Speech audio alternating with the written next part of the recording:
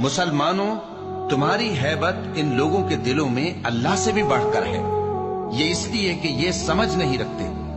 ये सब जमा होकर भी तुमसे नहीं लड़ सकेंगे, मगर बस्तियों के कलों में पनाह लेकर या दीवारों की ओट से। इनके आपस में भी बड़ी लड़ाई रहती है।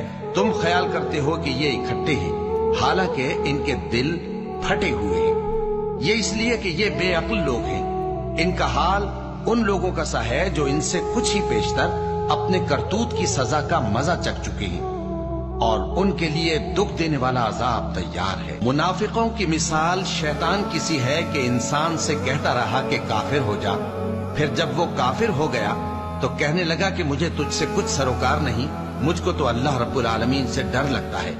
तो दोनों का अंजाम ये हुआ कि दोनों दोज़ख में जाएंगे, हमेशा उसमें रहेंगे, और बेइंसाफों की यही सजा है।